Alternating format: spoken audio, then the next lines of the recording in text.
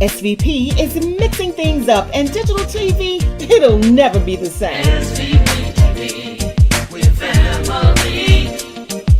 We're gonna make you fall in love with SVP. Download the SVP app today on Roku, Apple, and Fire TV. Watch us.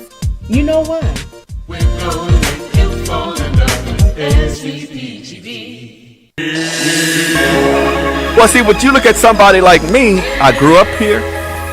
There's nothing you can tell me about Memphis that I don't already know. There's nothing you can tell me about Memphis.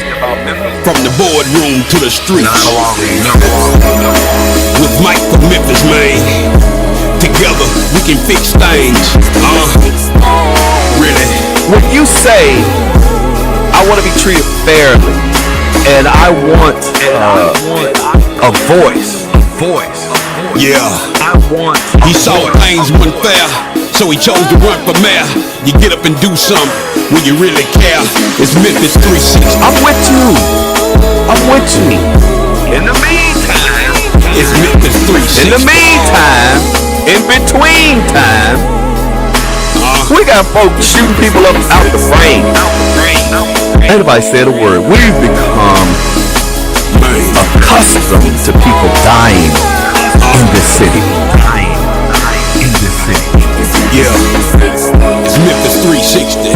Turning the TV on and the news and see our loved ones and see young people that are out of control. And now you see, okay. We talk about incarceration. We talk about the youth. We talk about giving them the ability. We talk about investing in young people and investing in the community. See, I hate ignorance. I hate when people make decisions about things and they make statements and they haven't done their research. How can you fix the problem when you don't even know what the problem is? We need some help in this city. It's Memphis 360. See, I hate ignorance. It's Memphis 360. It's Memphis 360. Man. Memphis 360.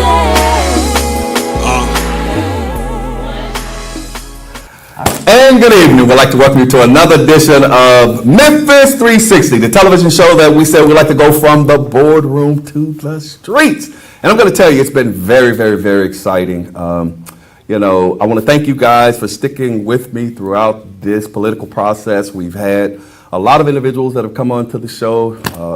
Sheriff Bonner, DA Amy Warwick, we've had Judge Anderson, Judge Lambert Ryan, Judge Betty Moore, Judge Henderson. We've had Clerk Wanda Halbert. We've had Commissioner Eddie Jones. We've had Commissioner Edmund Ford. And I want to thank those guys so much for coming onto the show and availing themselves to the community. We say, in order to be the solution, in order to fix the things that are going on in the streets on the bottom, those individuals that are occupying seats have to know and understand where all of these issues are coming from, especially if they're trying to fix the problems. And I am just so grateful. Nobody pays to come on this show. This is something that I put together, Mike Williams, on my own, Memphis 360, because I owe it to give back to the community as well. And this is just one of the forms that I do it. And we're going to go ahead on and get on because these young people got to be casting their votes for those individuals that they want to get in office, because I want you to go vote. Please go out to the polls and vote. We don't endorse on this show. We don't tell anybody who to vote for. We just try to keep it plain so that you can know the individuals that are running. And without delay, I'm going to welcome Judge Massey of the General Sessions Criminal Division 11. How are you, Judge Massey? I'm fantastic. To be honest, I'm running out of gas. I've got to get a good night's sleep tonight because I will be at the polls from 7 a.m. to 7 p.m. Wow. And God bless all of Shelby County for getting through this big ballot. Okay. Yeah, and look, I can attest to that. I know I ran for mayor in 2015. I tell people all the time it took me about 6 months to recover, to get back to the normal Michael. as opposed to just kind of being out there. So let's get to know a little bit about you. Are you from the city of Memphis? I am. I was born and raised here. Come on, we got a native Memphian. I went to memories of my family. I had my uncle Pete Oldham and Uncle Pat Ryan, police officers. Oldham. Yes, Okay. that Oldham, Okay. the daddy. Okay. Yeah, so I've been, and then of course Sheriff Oldham was with MPD, and then our sheriff and his brother Terry was So those firefighter. so he was your cousin. Yes. Wow. No, I Okay. mean we say cousins. I don't know. Well, it's on my mom's side. Okay. So second, third. I mean, who somewhere knows? in there. Yeah, I mean, but you know, when weddings and funerals and you know family picnics, and we're all there. So Okay. I grew up around the police and Okay. So what area of town did you grow up in? everywhere. Okay. Oh my gosh, I've lived everywhere. When I was born, my parents were renting a house on Pope Street off Summer, and then we lived in a little duplex in High Point Terrace, down from my grandparents, a few houses down. Okay. And then we moved to Fox Meadows, and my parents bought their first home. I was probably in third grade, and I went to Newberry. It was a brand new school. I mean, Okay. it was like the first year it opened. Right. But my dad sold that house to start his own company in 1975. Really? He did, and so we had to move into a rental house in Parkway Village. that 'cause was- he needed that money. That was stepping out on faith. Yes, it Jesus. was. Sold your house to start a company. Okay. Yeah, I'm really proud of my father. Okay. He worked very, very hard and provided a nice home for me and my mom and my Good, siblings. Wait a minute. I heard you're a veteran too. I am. Okay. U.S. What- Air Force. Air Force. What did you do in the Air Force? Intelligence officer, and I was a captain. Uh-huh. And I am so proud that I was able to serve in our military. Honestly, it was some of the 5 best years of my life. I loved every minute of it, but my passion, again, is criminal justice, and I wanted to be a judge. Wow. And so I got out and came home and went to law school here, and my plaque when I left, you know how we all get plaques from our squadrons or wherever we are, it said, Yeah. to our future judge, and it was dated 1992. Wow. So this wasn't a fluke. This came from a pure heart love of what I wanted to do for our community. And that's where I am. So married, got any kids? I am divorced. I have one beautiful daughter. Okay. She's 21, and she will be finishing up nursing school at the Lowenberg College of Nursing. She is going into her final year, and I couldn't be more proud of her. Well, good. I raised, I was a single mom. I had a guy ask me, well, why didn't you run upstairs when you ran for judge? Because that's where I was working as a public defender. I was a trial attorney Okay. upstairs in criminal court. And the bottom line was, well, I mean, they have trials, locked up, sequestered juries, and I was a single. I didn't have child care. I didn't. Wow. Unfortunately, her Wow. father wasn't in her life, and Man, I'm starting to hear this as, you have said it, Judge Henderson has said it, Judge Betty Moore have given these testimonies and stories about how as single parents or as individuals that were trying to come up, but I like that. And I thank you so much for opening up and sharing because, like I say, I want the individuals out there to know Karen Massey Right. before we get to Judge Massey.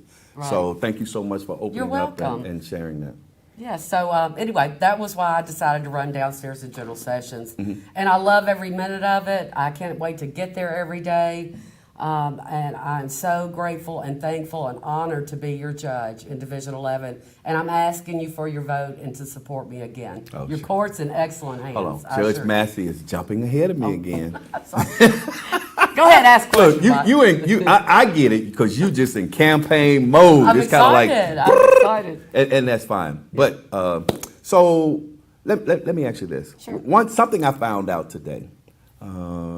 You have tried, believe it or not, in the last 5.5 years, over 100,000 cases. Yes. I just happened to see that because somebody did an open records request, requesting information on some of the judges. And you're probably going to see it in the news medium really, really soon, if not tonight, because they were in a hurry to get it, first thing in the morning. Right. But it showed me, and I was in awe myself because I'm like, these guys have been booking over here in General Sessions. Didn't have time to shut down for the pandemic. Everybody's entitled to their due process.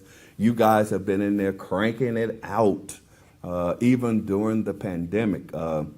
Somebody asked me about a backlog. There is no backlog because you handle your cases on a daily basis. That's right. Cases We that come never in, stop going. you have to arraign and you have to give these people their due process. That's correct. So, what made you want to really, really run for judge? I get it; it's a passion, but what made you want to? I wanted to serve our community. I wanted to make sure, I mean, I have a love for our Constitution and our law, and I wanted to make sure that everyone in this community is treated fairly, and that, you know, as your judge, that I follow the law. Honestly, Lady Justice is truly blind in Division 11. Wow. I don't care how rich, how poor, which area of town you live in, how much money you have. That blindfold is on at all times. Okay.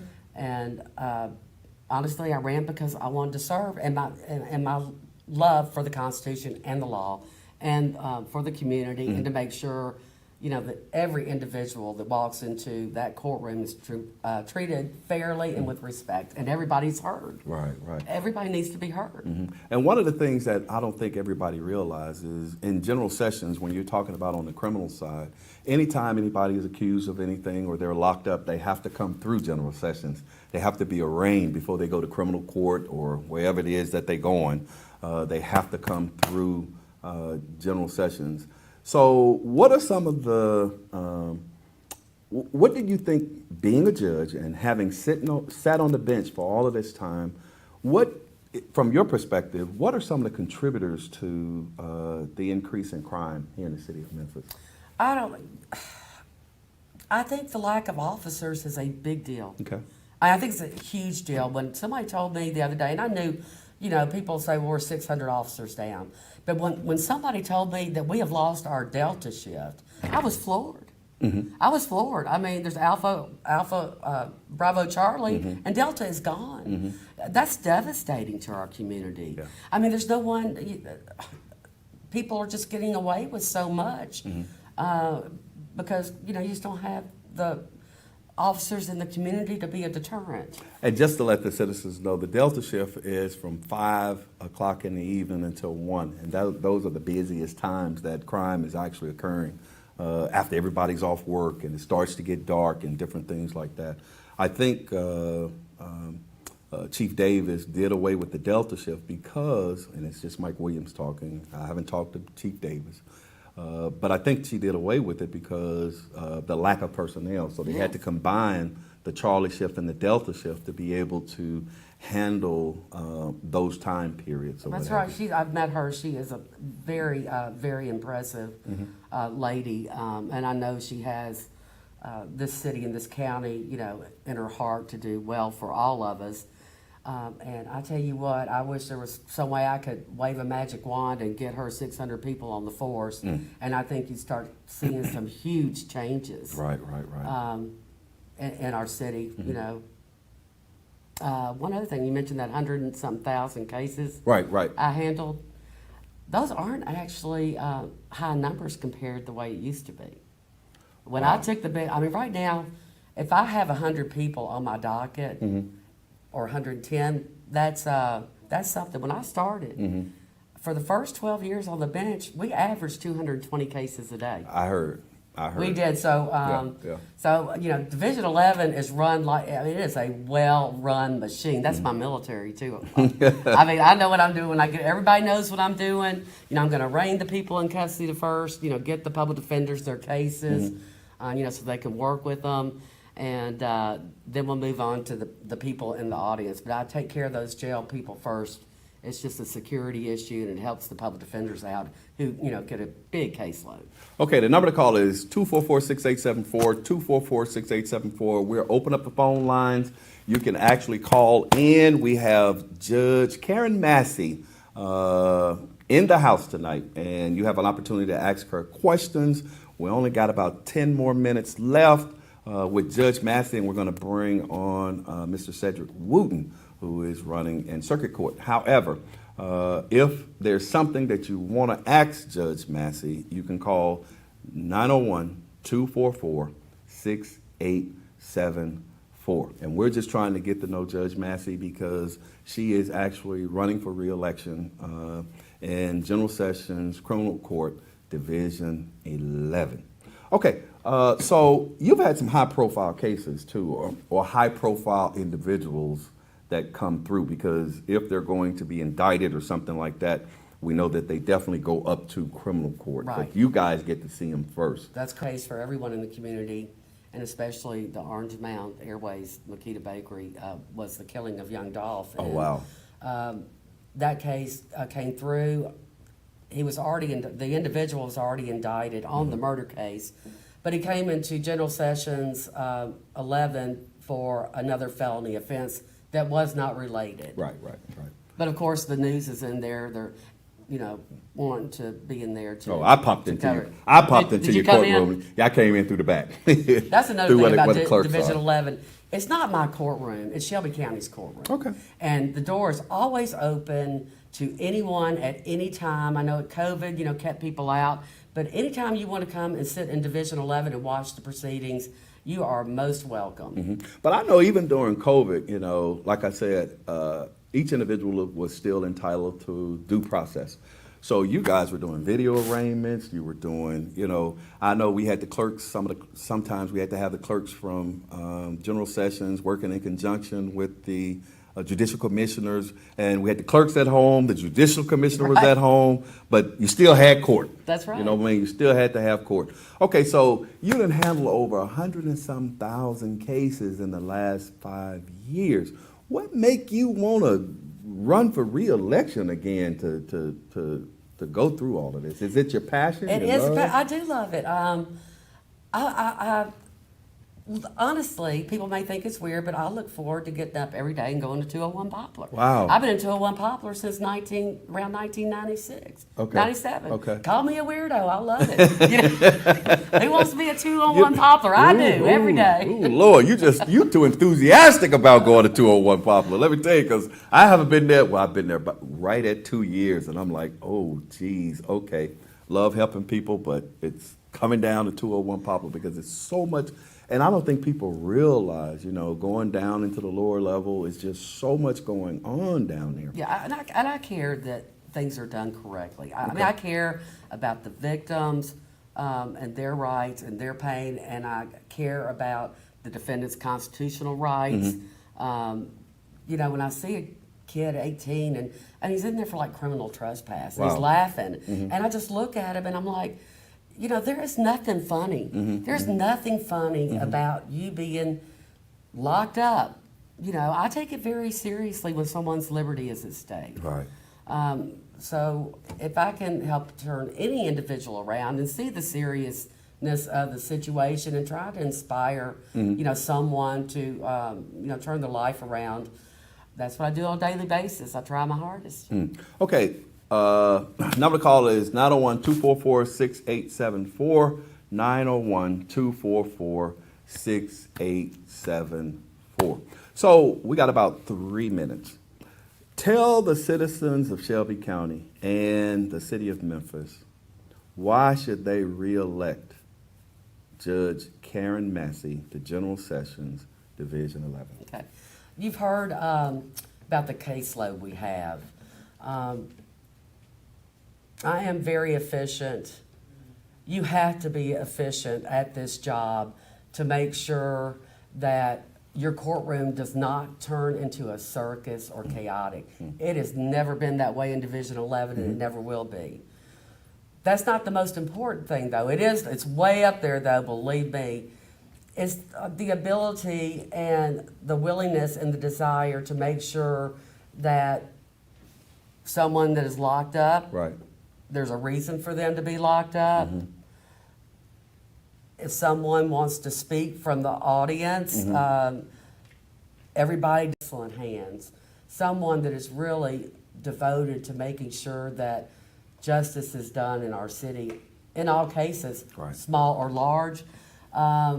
being on the bench so long and has been a trial attorney for the public defender's office upstairs in criminal court for almost 9 years, I really quickly can determine by speaking to the defendants I arraigned whether there's an issue with the mental illness. I can catch that real quick. Okay. I can get a public defender appointed right then. We can get a mental evaluation going that day. So I'm able to spot those, and it's important because, you know, our mentally ill should not be locked up in the jails.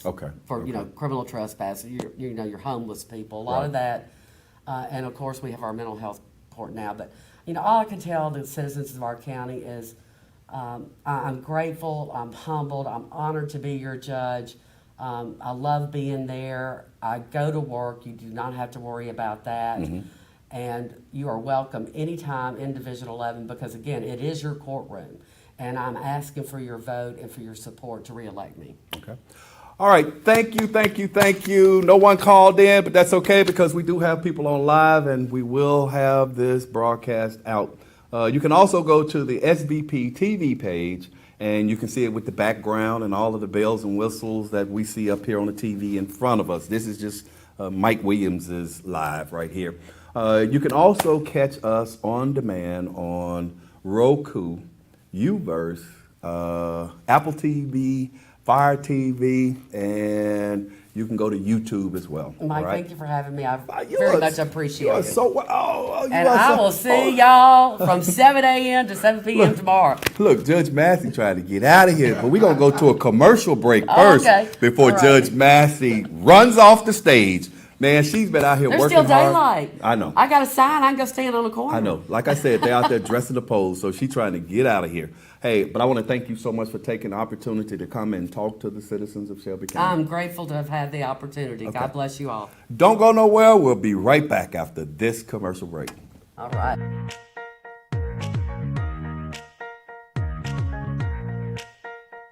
Hey folks, it's Issa Haddad here. I got some good news and a special invitation for you to come see me here at Sunrise Collierville. Come on down, check out my inventory with new, pre-owned, and certified vehicles to choose from. I can get you finance when no one else can. Come on by, bring your family. I treat you like family. Come see me, Issa, here at the #1 dealership in the Mid-South, 4605 Houston Levy Road, Sunrise Collierville. Come on down, check out my inventory with hundreds of vehicles to choose from, pre-owned, new, and certified. Good news from Sunrise Chevrolet. Get in your new Issa. For over 20 years, OPOX has been keeping the Mid-South Warm in the winter and cool in the summer.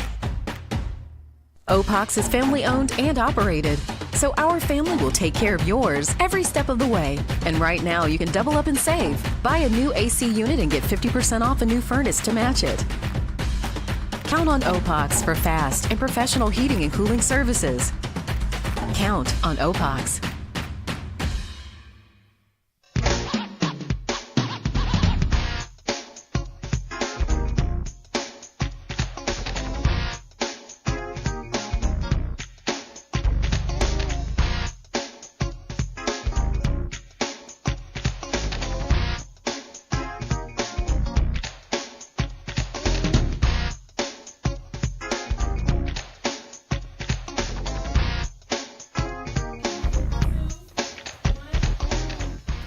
And we'd like to welcome you back to Memphis 360, the television show. We said we'd like to go from the boardroom to the streets. And now we have Mr. Cedric Wooten on the set. He is running for Circuit Court Division 6. Yes. And welcome to the show, sir. Thank you. Thank you for having me. All right. Glad to be here. All right. Tell me a little bit about you. Are you from Memphis? I'm Memphis born and Memphis made. Oh, Lord. What school did you go? What schools did you go to? Okay, so I was born and lived in South Memphis, living in Lemoyne Gardens, as a matter of fact. They ran me out of Lemoyne Gardens before. No, go You ahead. didn't belong. I was over there trying to see this girl named Tiger. Yeah, that happened. That happened quite a lot. Quite often. Okay, so you grew up in Lemoyne? I started school, kindergarten at Cummings Elementary. Okay. Went there kindergarten, first grade. Second grade, moved to the house where my mom still lives now. Mm. Graduated from Melrose in 1987 and Then I went to Lemoyne on. I got my degree in biology from Lemoyne on. I started teaching school. Biology? Biology. Come on. My plan was to go to pharmacy school, so I was going to take a year off. Okay. So in the meantime, getting ready to study for the PCAT, I started substitute teaching at my old junior high school, Airways. And, Wow. fell in love with teaching. I was in my community. I knew these kids, knew their parents, grandparents, uncles and aunts. So I then they offered me a contract, so I began teaching there. That led me to Ole Miss. I got a master's in educational leadership from Ole Miss. And after that, I became an assistant principal at Kingsbury Middle and High School. Really? Yes, so I spent 5 years there. Oh, wow. And then I got this burning. So you really community oriented. You really vested in the city of Memphis. Absolutely. Okay, I like that. I'm Memphis born and Memphis made. Okay. It's not just a slogan, it's who I am. Okay. And then got this yearning to go to law school. And so I left the district and I went to law school. Okay. And I've been practicing for the last 16 years. Wow. Private practice. And I have been a CAO in the criminal court clerk's office as well as now I'm the current chief administrative officer, CAO, in the circuit court clerk's office. Yes. Miss Sylvia Williams Wooten said, vote Cedric D. Wooten, Circuit Court Judge, Division 6. Yeah, that's my wife. So, yeah. Oh, that's your wife? That's my okay, I was just going to say, any relations? Yes. But she out there cheering for her man, boy. Vote for my baby. Yeah, vote for my baby. Okay, so you were born in the city of Memphis, raised in the city of Memphis, went to an HBCU here in the city of Memphis, Lemoyne on, got your degree, Doctor of Jurisprudence and all of that good stuff. Have you practiced law here in the city? Oh, yes. I've practiced in every court here in Shelby County. Okay. Yes, I started at a real estate closing agency. Okay. And so it was transactional law. But I wanted to be in court. So I started my own practice and practiced criminal law, practiced civil law, Wow. Bankruptcy. So you did a little bit of it all. All of it. Practiced in federal court. Okay. So I've done it all. So those things have given me an enormous amount of experience before the courts. And of course, I've practiced in circuit court quite often and given me the experience as a matter of fact, Judge Stokes is retiring. I was Judge Stokes' first law clerk when he took the bench. As a matter of fact, when he took the bench, I delayed taking the bar because he didn't want to have a new clerk. Wow. Be a new judge. Wow. That's dedication right there. Yeah, so I stayed to get him acclimated to being on the bench. And then I went on to take the bar in February of the next year. Hold on. You said you was his first clerk? Law clerk, yes, 17 years ago. Wow. And if I'm not mistaken, you've been endorsed by Judge Stokes. Yes, he's a retiring judge. He's endorsed me to succeed him. Not only has he endorsed me, but Judge George H. Brown, who was on the bench before him for 25 years, he's endorsed me too. So that's 42 years of judicial experience who have endorsed me. I think they know a little bit about what it takes to be a judge. Okay. So that's meaningful to me. So let me ask you this. What made you want to be a judge? Or let's even start even before that. What made you want to be an attorney? What drove you to want to go into law? I know you said you thought about being a pharmacist, but then you switched and you became a lawyer. And now you want to be a judge. Why? Well, the law has always intrigued me. Okay. Even back to high school, I was on our mock trial team. Okay. And interesting enough, I tease Jay Bailey all the time. Jay Bailey was my mock trial team coach when I was in high school. Really? Yes. Wow. He was still in law school then. Okay. But it is the law has intrigued me. It is the it's the certainty, but also the fluidity, because the law is a breathing document.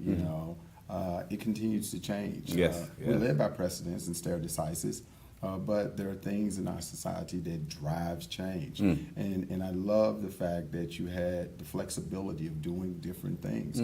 You can work for yourself, you can work for a company, you can work for a firm, you can work for the government. You can do all of those things, which I've done essentially. And so it is refreshing to be able to be in a profession that allows you to pivot, and to do other things because you've been trained to do those things. Wow. I'll never forget, it was the first day of law school, after orientation, or during orientation, and one of the speakers said, if you listen to us, if you follow us, at the end of this, you'll have what you need to rule the world. And they talked about the number of presidents and CEOs and people in those positions who had law degrees. Right. And so having that type of flexibility is what really drew me to going to law school. Okay. I love it. I have a passion for it. It is interesting. Last week at the NBA convention, after the events and festivities, we always end up in the hospitality suite. Right. And you find a group of lawyers in the corner, and what are they talking about? Shop. They're talking about the law. Yeah. Talking about cases that they're working on. Right. And that's something that interests me too. Okay. Well, you got a lot of, because I put this on, put the guns down, fight like a man. I'm going to spread you all over the place. So hopefully some young men are going to see this video. Yes. And a lot of times it just takes one individual, one voice to influence these young people. And we definitely need it right now with all of the things that are going on out here in the city of Memphis. What words of encouragement or advice would you give to young men out there now that are trying to decide what it is that they want to do? Some that are on the right side of the law, some that are on the wrong side of the law. What would you give them, what piece of advice to be a productive part of society? What would you say to them? So and that's interesting. I appreciate that question because that's also one of the reasons why I'm running. Okay. Representation Okay. matters. Okay. It's important to see. I have role models. I have visible role models. Come on. Whether it be in my community, whether it be in my school, Right, whether it be right, in my church. Right. My principal, my high school principal, Mr. LaVon Bridges. Mr. Bridges. Mr. Bridges, Yes. Chief as we call him, Yeah, affectionately call him. Mr. Bridges is one of my biggest supporters. Okay.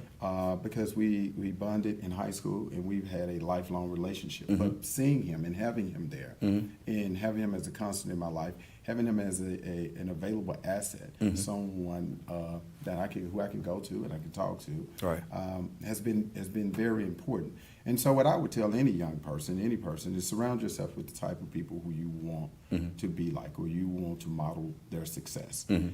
There are people out there. You have to seek them out. You have to resist the urge to do the easy thing. Come on. And do what's difficult. You have to commit to doing what's difficult because in the long run, it's not a sprint, it's a marathon. And so you have to be able to make decisions, associate yourself with people who you don't have to look over your shoulder for the rest of your life. Right. That you're doing things Right. that are laying a foundation not only for a peaceful life for you, but for generations to come after you. Those are the things that are important. Those are the things that are missing in our community now.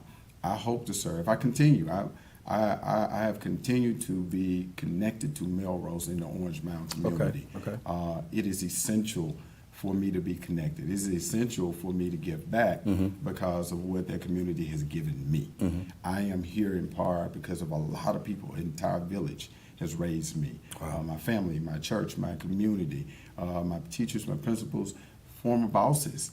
All of those people have played a role in who you see today. Okay. So it is my responsibility to pay it forward. And so the Juneteenth celebration in Orange Mountain, I was a sponsor for that. Okay. Because it's important for you not just to talk, but to walk the walk as well. Exactly. Man, I love that. But what I also love is the fact that, we were talking a little bit earlier prior to us coming on or after we had been on, you were talking about you come out of Lemoyne Garden. Yes. And I tell people all the time that I come out of North Memphis near Scudderfield, which are projects. And I love being on a stage with somebody else and just seeing a lot of my peers or individuals that come from those types of environment. Don't necessarily mean that it was a bad environment because I didn't even know I was poor coming up. But at the same time, to see that there are individuals that have overcome obstacles that have been placed in their way. But back then, Melrose and, the Melrose Alumni Association, Mr. Bridges, we had Mr. Hobson. Failure was not an option. That's right. It was not an option. It was like you are going to go and you're going to do things and you're going to represent us. Absolutely. You're going to represent this community. You're going to represent this church. You're going to represent this family. You're going to represent, the city of Memphis. You're going to go forth and you're going to go do good things. And that is the expectation. So now you want to be the judge Yes. in general session, not general sessions, Circuit. in circuit court. I'm stuck on general session. Circuit Court Division 6. Why? Well, as I stated earlier about representation, Okay. but I think a judge should possess three distinct characteristics. Judge should be competent. I've just listed what I've done and how I prepared for this position, so I know that I have the competency. Wow. But also, a judge should possess the character. I have the character, the integrity, truth, honesty. Those are the foundations of our law and our society. If we want young people to believe in something, then we have to give them institutions in which that Wow. they see Okay. those working as they should. Okay. I have never been disciplined by the Board of Professional Responsibility. I think that's important. I think that if one wants to possess the powers of a judge and govern over proceedings, what have you, one should have been able to follow the rules that govern us being attorneys. Okay. And be encouraged to do the right thing, even when it's difficult. Those are things that are important to me. I don't make excuses. I hold myself accountable. Okay. But I'm also a servant, and I want to continue to serve the citizens of Shelby County. I tell people I built my life here. I've had opportunities to move away. Yes. And something always worked out or came up that gave me the same opportunity or a better opportunity here at home. And I believe that was all by destiny. It's Okay. all like according to God's plan. Right. I'm not here by a mistake. It's by design, and it's by God's design.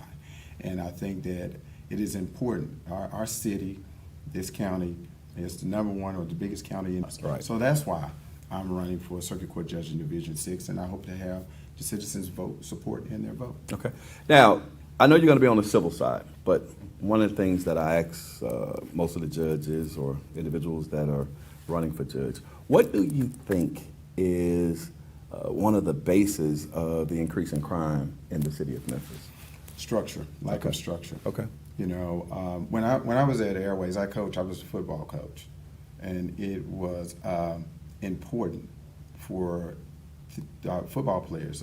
We had study hall before practice, and then we had practice, and then even on Saturdays we would open the gym, Okay. so that they would have structure. If our children don't have structure, then what you say, idle mind is the devil's workshop. Yeah. So you leave them with a group of boys at Melrose, but I didn't want it to be a separate thing from home. I wanted to know who their parents were. I wanted to know that we were partners in this, because it is important for everybody, the village, to work together if we want to get our children where we say we want them to be. If Right. they are our present and our future, Okay. then we have to band together to make certain that we're doing the things we need to do to support them. Wow. Okay. And there you have it. So let me ask you this.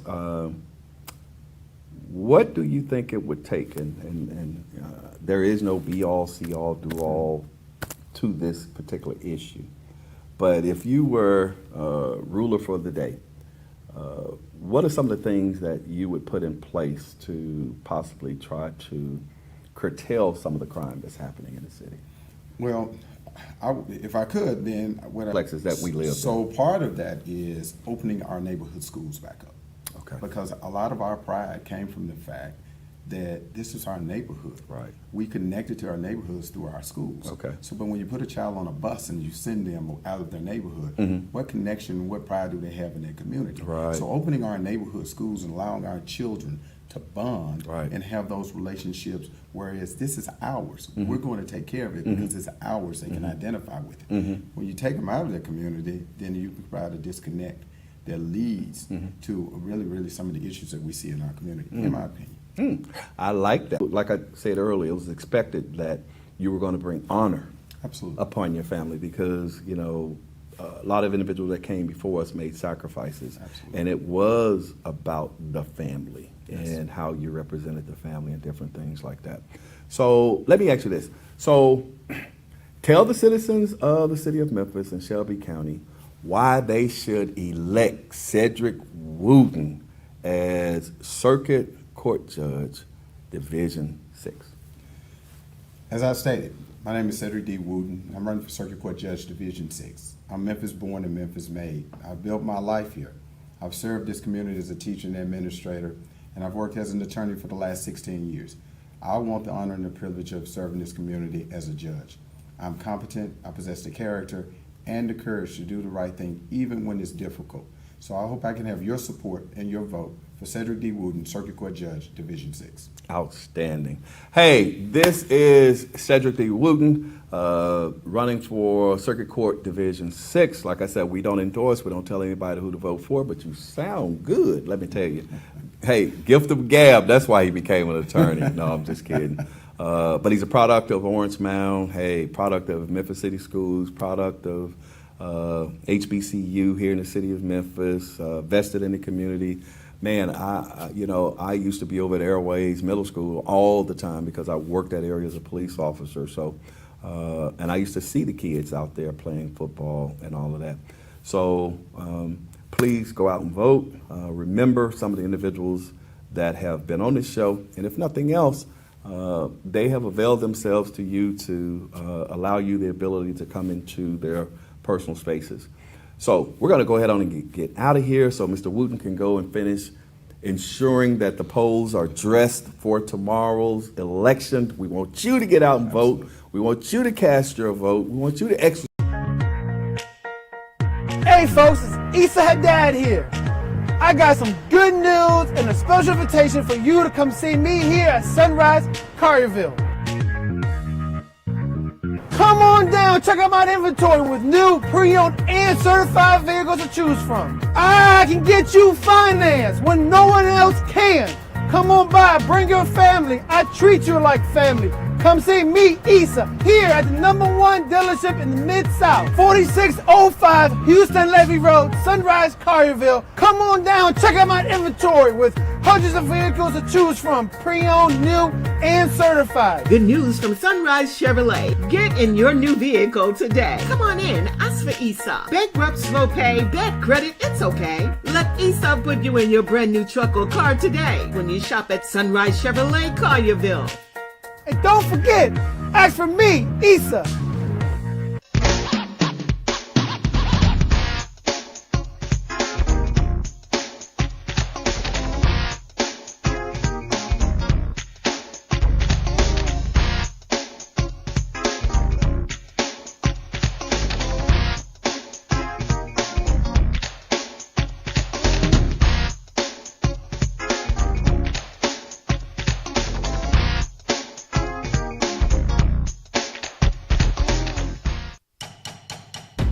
For over 20 years, OPOX has been keeping the Mid-South Warm in the winter and cool in the summer.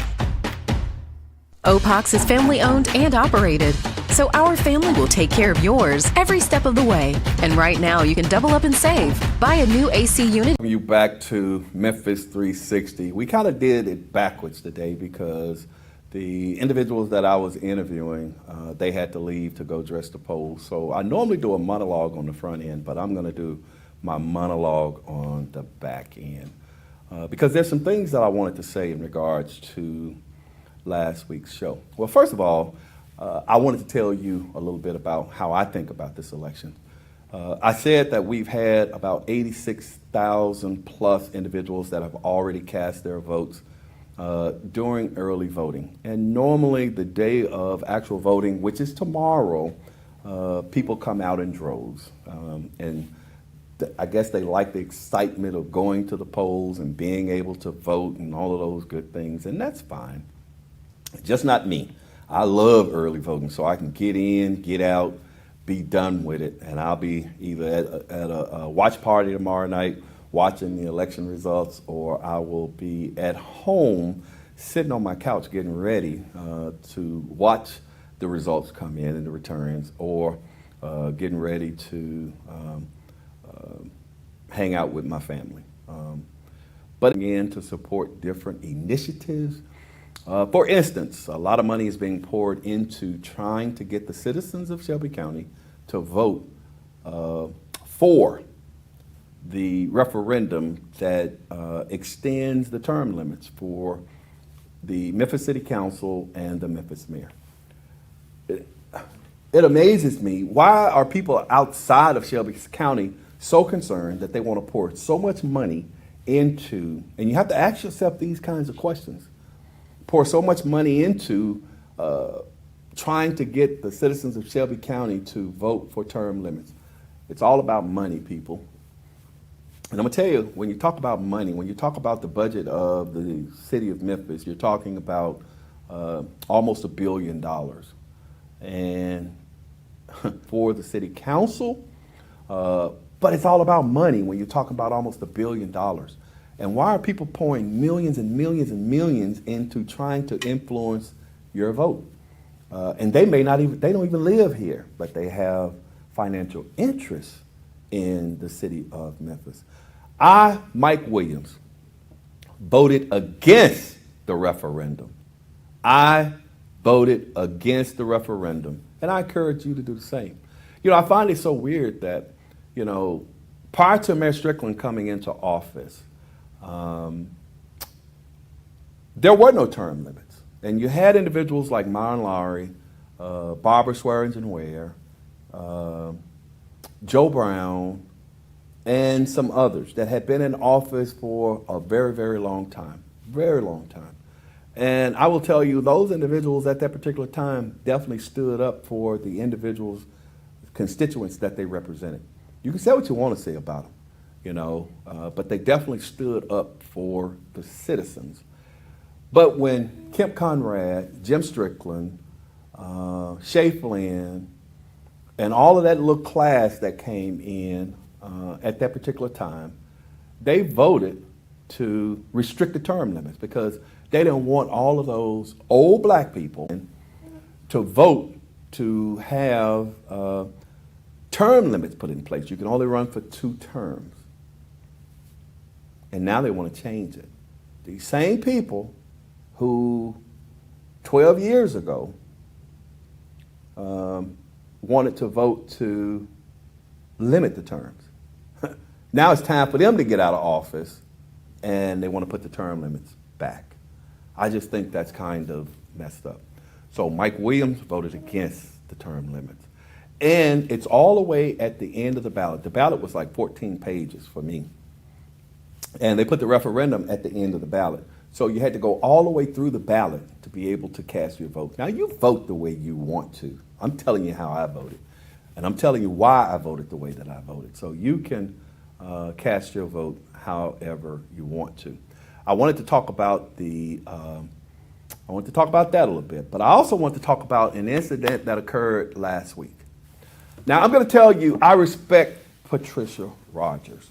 Patricia Rogers has done a lot in Parkway Village. Patricia Rogers worked really hard. Patricia Rogers has PR, advertising agency or what have you, and I respect her, and I respect her company for that. But I got a little upset because I had Judge Dandridge on the show last week. And having Judge Dandridge on the show, that was him availing himself to the community. Now, I'm going to tell you this. Ms. Rogers was vehemently attacking Judge Dandridge. Now, I can understand Judge Patricia Rogers has fought for Dollar General. Rogers fought for all of the trash around the Dollar General stores. She fought for that, you know. And I have to do nothing but commend her for that. But I have an issue when you come on to my show and I'm inviting guests on and you start to just attack them relentlessly. Because you have a PR firm, you can do it on your platform, not mine. Because I'm trying to get individuals to see these individuals for who they are. Now, you can vote for who you want to vote for. Like I say, I'm not endorsing anybody. I don't charge any that he would come while we were on that live. And the next day I received a phone call and someone said, you know, Patricia Rogers is working for Danny Kell. And I was like, what? Yeah, she's working for Danny Kell. And I was like, oh, wow. Is that why she was attacking Judge Dandridge in that manner to discredit him? Well, like I said, I don't know Mr. Kale. I do know Patricia, though. We've had a couple of disagreements or run-ins or whatever because she is very adamant about what she does and I'm very adamant about what I do. So I called Patricia and I said, do you represent Mr. Danny Kell? And she was like, well, you know, Michael, I represent a lot of people. And I said, I understand that, Patricia. I said, but do you represent and are you being paid by Danny Kell, the individual that's running against Judge Dandridge? And she admitted to me that, yes, she is being paid to endorse or to promote Mr. Danny Kell. At that point, I was very upset. I was very upset because I tried to have a platform to whereas if she would have come, still not telling you who to vote for. I found today that environmental court has handled over 187,000 cases in the last 5 years, five and a half years. A lot of people don't understand that environmental court or Division 14 is not just environmental court, but they also handle tickets and this and that and all kinds of other stuff. I think Judge Dandridge has a staff. It ain't just him. He has a staff because environmental court is very what they want you to do right here, right now. This is that microwave generation. And the law does not allow you the ability to do that. I can't say anything about anything else or things that I do not know.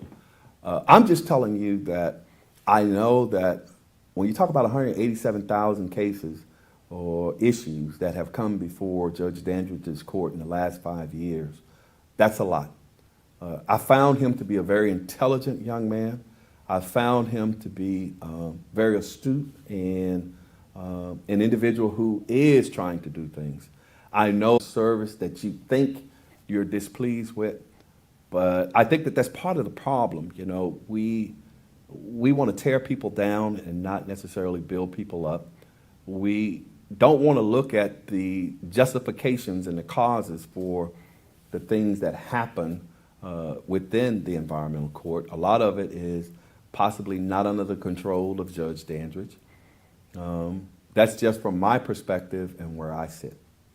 So I wanted to come back and to say to Judge Dandridge that I apologize because you chose to come on. Whoever did this open records request, if they put this information out there, you're going to see for yourself that this young man has been rolling. He told you he has doubled the caseload.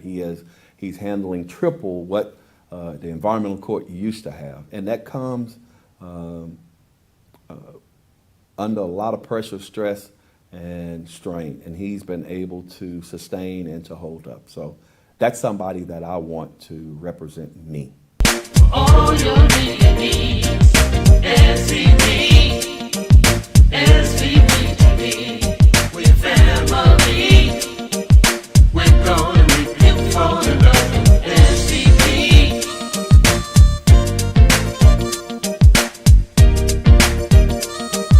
We're gonna make you fall in love with SVP.